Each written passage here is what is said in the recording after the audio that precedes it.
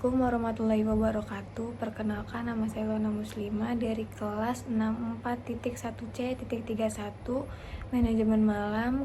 Kali ini saya akan membawakan artikel tugas pendidikan agama Islam tentang dampak perekonomian dunia terhadap genosida di Palestina. Konflik berkepanjangan di Palestina bukan hanya persoalan politik dan agama, tetapi juga sangat dipengaruhi oleh faktor ekonomi global. Dalam presentasi ini saya akan membahas bagaimana dinamika perekonomian dunia secara langsung maupun tidak langsung berdampak terhadap terjadinya dan berkelanjutannya genosida di Palestina. Saya akan melihat keterkaitan antara kepentingan ekonomi negara-negara besar, perdagangan senjata, dukungan finansial internasional, serta peran lembaga ekonomi global dalam memperparah penderitaan rakyat Palestina. 1. Perdagangan senjata dan ekonomi militer. Industri senjata adalah salah satu sektor terbesar dalam ekonomi global. Dengan triliunan dolar diperdagangkan setiap tahun, negara-negara produsen senjata seperti Amerika Serikat, Inggris, Prancis, dan Jerman memiliki kepentingan ekonomi menjaga permintaan senjata tetap tinggi. Israel merupakan salah satu penerima bantuan militer terbesar di Amerika Serikat. Setiap tahun, Amerika Serikat memberikan sekitar 3,8 miliar dolar dalam bentuk bantuan militer yang banyak digunakan untuk membeli senjata dan peralatan militer dari perusahaan-perusahaan AS. Ini menciptakan hubungan ekonomi yang saling menguntungkan antara penerima AS dan industri pertahanannya, sekaligus memperkuat posisi militer Israel dalam konflik melawan Palestina. Akibat kekerasan yang terjadi di Palestina bukan hanya dianggap sebagai konflik regional, tetapi juga bagian dari sistem ekonomi global yang menguntungkan industri militer. Kedua, dukungan politik karena kepentingan ekonomi. Negara-negara besar sering mendasarkan kebijaksanaan luar negeri mereka pada kepentingan ekonomi dan strategi geopolitik,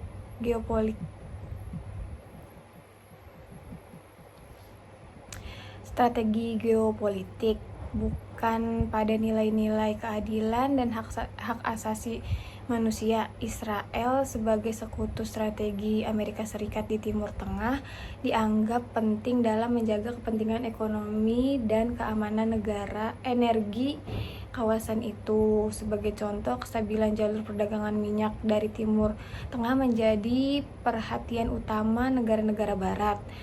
Dukungan terhadap Israel seringkali menjadi alat mempertahankan pengaruh di kawasan tersebut.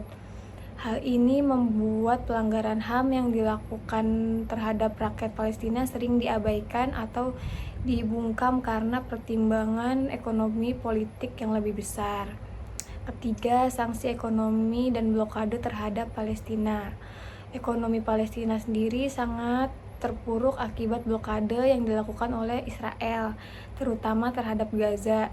Blokade ini membatasi pergerakan barang dan orang, menghambat pertumbuhan ekonomi, dan memperparah kemiskinan.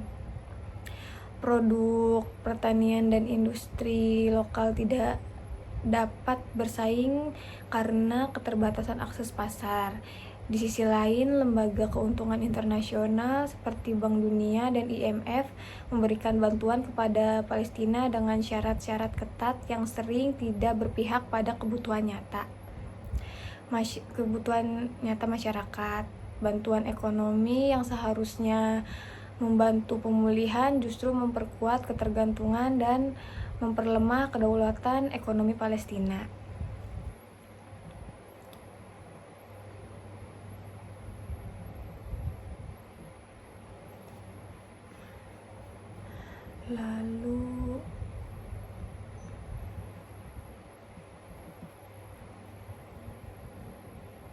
Lalu ada boykot, divestasi, dan sanksi atau BDS sebagai respon ekonomi global.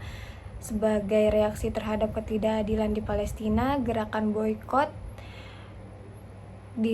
divestasi, dan sanksi atau BDS muncul sebagai bentuk tekanan ekonomi dari masyarakat sipil global terhadap Israel. Gerakan ini mendorong perusahaan, universitas, dan pemerintah untuk menghentikan investasi dan kerjasama ekonomi dengan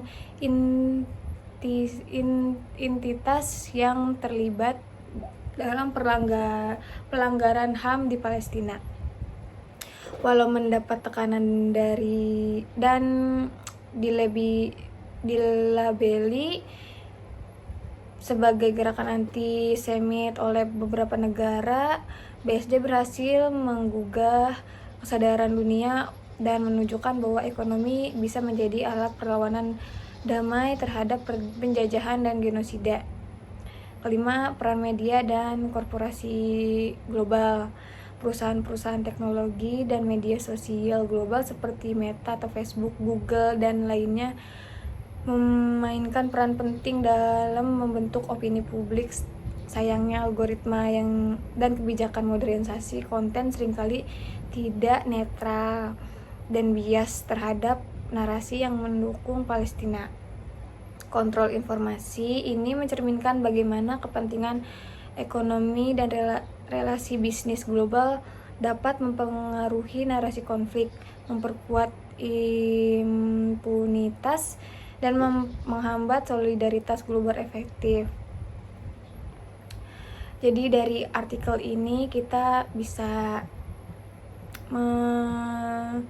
mencerna atau menyimpulkan bahwa penderitaan rakyat Palestina tidak dapat dipisahkan dari dinamika ekonomi global, dari industri senjata sehingga kebijakan luar negeri yang berpihak karena kepentingan strategis dunia internasional secara sadar atau tidak telah turut berkontribusi terhadap genosida yang terjadi.